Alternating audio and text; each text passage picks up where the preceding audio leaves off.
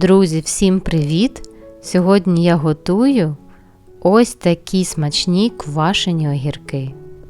Квашені овочі є традиційними для нашої української кухні, але не у всіх є можливість їх зберігати, тому саме цей варіант огірків, які зберігаються у квартирі.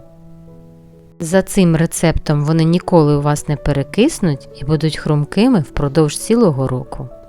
Закривати я буду у літрові банки, також можна закривати і у бутильки, просто усі пропорції збільшуйте втричі.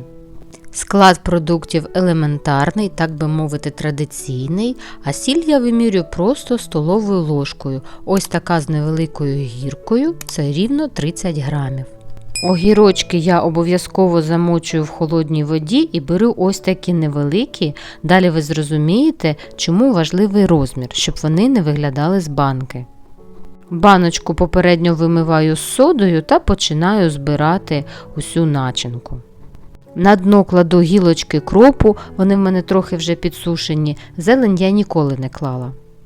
Далі висипаю суміш перців пів чайної ложечки, 2 горошини, з них обов'язково духмяного. Для цього рецепту мені знадобиться листя хріну, як порізане, так і ціле.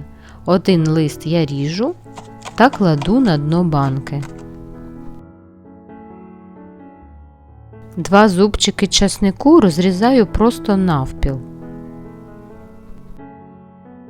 Обов'язково додаю гострий перчик чилі, тут уже, друзі, за смаком, орієнтуйтесь на себе. І в кожну банку насипаю столову ложку солі. Як бачите, з гіркою, це 30 грамів. Кінчики огірків обов'язково надрізаю. Насправді я не знаю, чому так роблять. Так завжди робила моя мама, тому і я роблю так само. Далі баночку підготовану щільно наповнюю огірками. Але так, щоб огірки ні в якому разі не були до самого верху. Ось так повинно вийти, ось таке вільне місце там повинно залишитись. В даному випадку краще менше, ніж більше. Заливаю звичайною питною водою, вода в мене кімнатної температури. Далі беру той листочок рону, який залишила цілим, розрізаю його навпіл і роблю таку ніби собі кришечку, просто накриваю.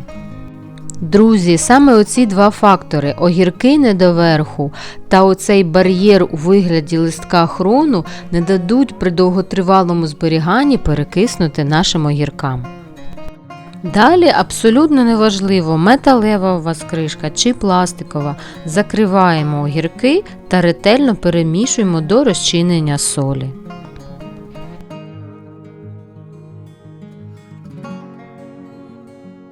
І коли сіль повністю розчинилася, кришечки необхідно відкрутити та просто покласти зверху, прикрити. Далі я беру тарілку з бортиком, тому що огірки під час того, як будуть кваситися, можуть підтікати. І ставлю їх на 3 дні при кімнатній температурі, кришки відкриті. Через день огірки почали вже грати. Дивіться, яка утворилась пінка, але листочки ще не змінили свого кольору. Я вам покажу, як вони змінювались впродовж усіх 3 днів і розкажу, як їх зберегти далі. Через 2 дні огірки вже почали змінювати колір, так як і листочки, і бульбашки йдуть все інтенсивніше. Значить, процес сквашування продовжується.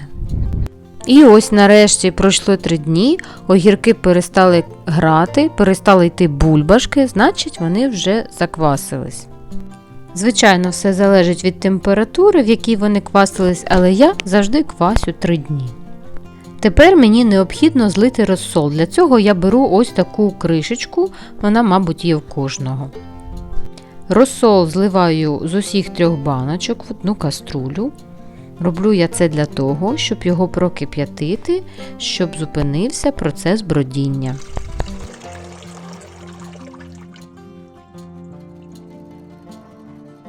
Далі додаю ще склянку звичайної питної води та ставлю нагріватись.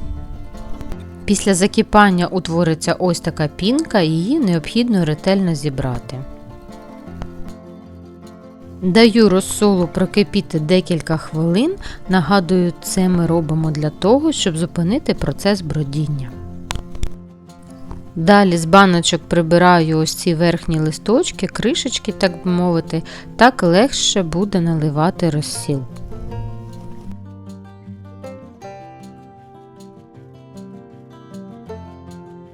І далі обережно, щойно закипівшим дуже гарячим розсолом заливаю баночки. Огірки я не промиваю. Я чула про такі рецепти, де ще потім промивають оцю всю банку та начинку. Я такого не роблю. Заливши, повертаю назад листочки, повністю прикриваючи їх поверхню.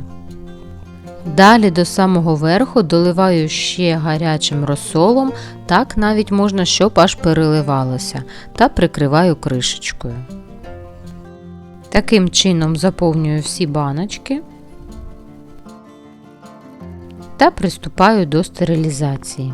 Для цього каструльку застелену рушничком ставлю баночки та заливаю водою кімнатної температури. Ставлю на вогонь та чекаю, поки закипить. Від закипання відміряю рівно 5 хвилин. Далі виключаю вогонь та закручую баночки. Мені подобається закручувати кришками Twist Off, але і звичайними кришками з ключем все теж дуже добре виходить. Повторюю цю операцію з усіма підготовленими баночками.